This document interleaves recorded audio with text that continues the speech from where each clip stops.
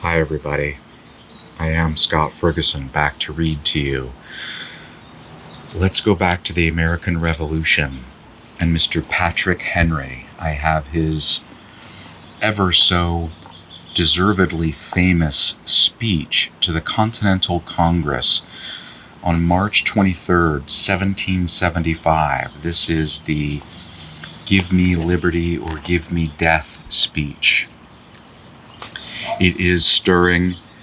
It is surprisingly relevant in its language to a variety of other matters happening even today.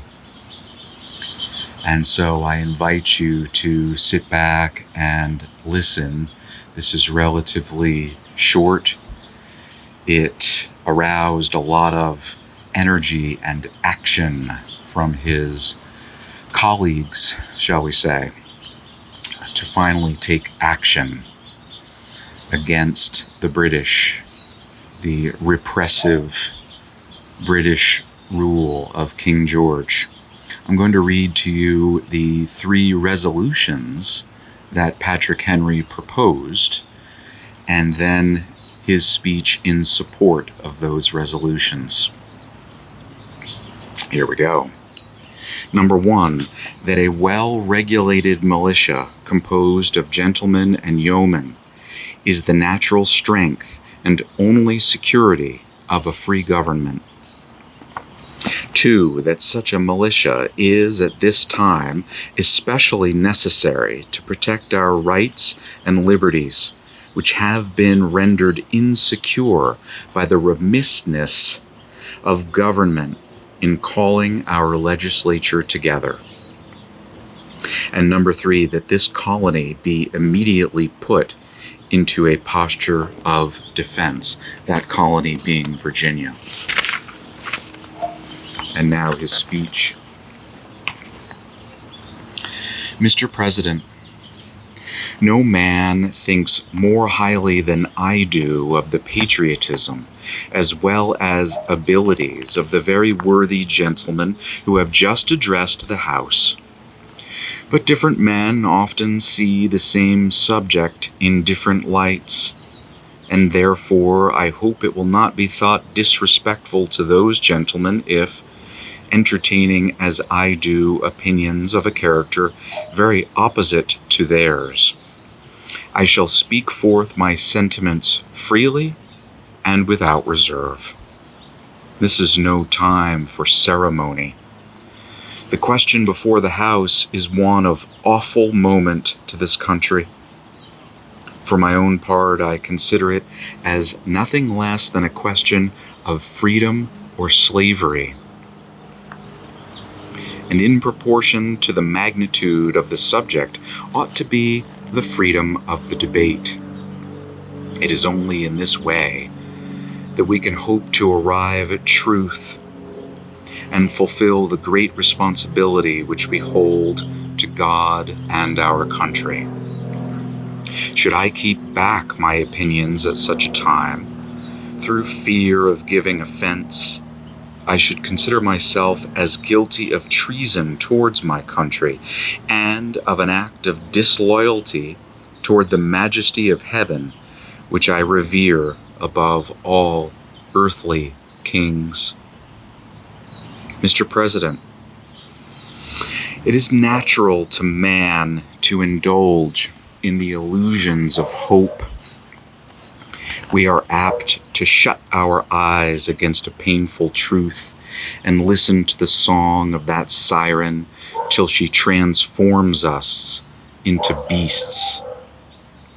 Is this the part of wise men engaged in a great and arduous struggle for liberty? Are we disposed to be of the number of those who, having eyes, see not, and having ears, hear not, the things which so nearly concern their temporal salvation? For my part, whatever anguish of spirit it may cost, I am willing to know the whole truth, to know the worst, and to provide for it. I have but one lamp by which my feet are guided, and that is the lamp of experience. I know of no way of judging of the future but by the past.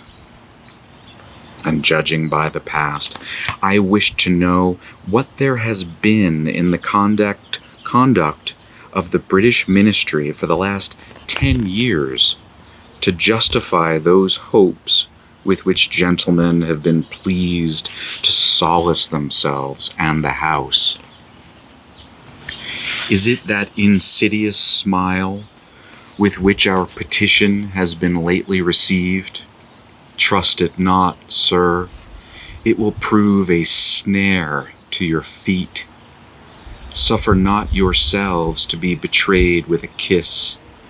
Ask yourselves how this gracious reception of our petition comports with those warlike preparations which cover our waters and darken our land. Are fleets and armies necessary to a work of love and reconciliation? Have we shown ourselves so unwilling to be reconciled that force must be called in to win back our love? Let us not deceive ourselves, sir. These are the implements of war and subjugation, the last arguments to which kings resort. I ask, gentlemen, sir, what means this martial array, if its purpose be not to force us to submission? Can gentlemen assign any other possible motive for it? Has Great Britain any enemy in this quarter of the world to call for all this accumulation of navies and armies? No, sir, she has none. They are meant for us. They can be meant for no other. They are sent over to bind and rivet us, those chains which the British ministry have been so long forging. And what have we to oppose to them? Shall we try argument? Sir, we have been trying that for the last 10 years. Have we anything new to offer upon the subject? Nothing. We have held the subject up in every light of which it is capable, but it has been all in vain. Shall we resort to entreaty and humble supplication? What terms shall we find which have not been already exhausted? Let us not, I beseech you, sir, deceive ourselves longer.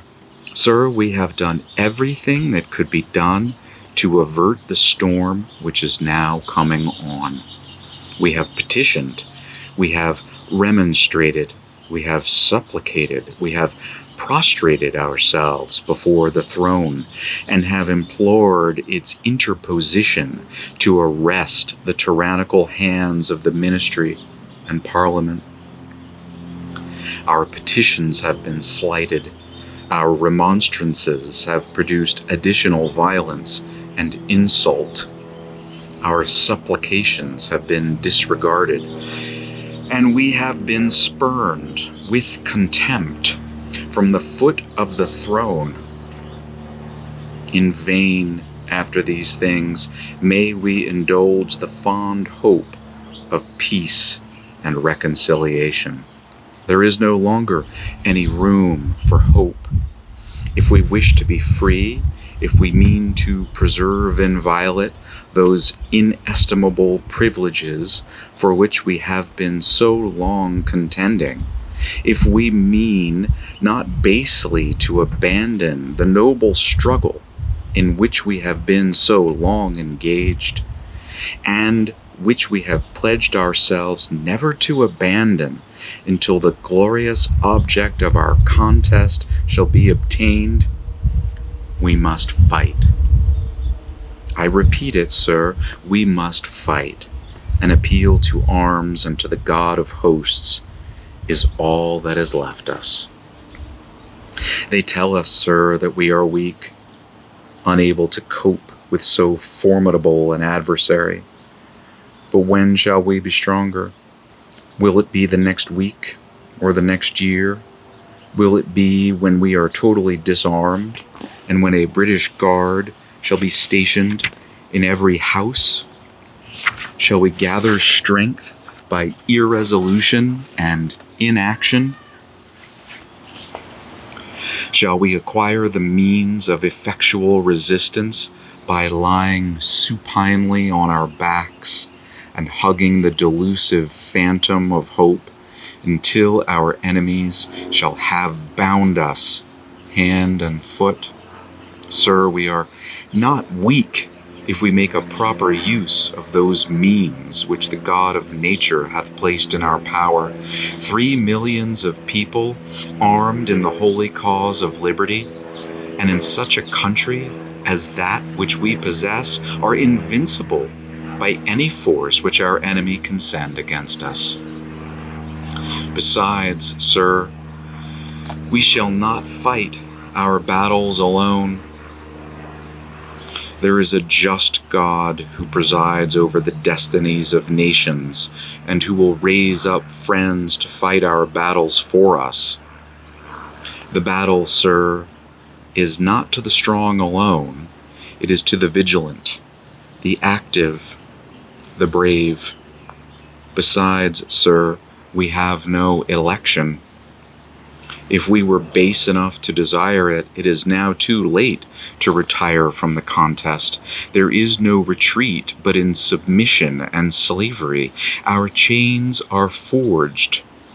Their clanking may be heard on the plains of Boston. The war is inevitable, and let it come. I repeat, sir, let it come. It is in vain, sir, to extenuate the matter.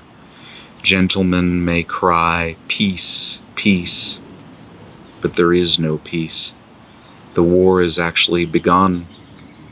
The next gale that sweeps from the north will bring to our ears the clash of resounding arms. Our brethren are already in the field. Why stand we here, idle? What is it that gentlemen wish? What would they have? Is life so dear, or peace so sweet, as to be purchased at the price of chains and slavery? Forbid it, Almighty God. I know not what course others may take, but as for me, give me liberty, or give me death.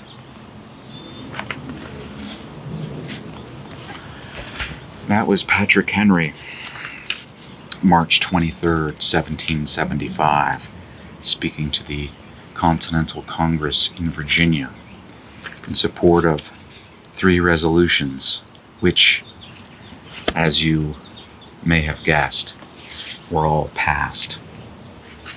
And with that, I thank you very much for watching and for listening.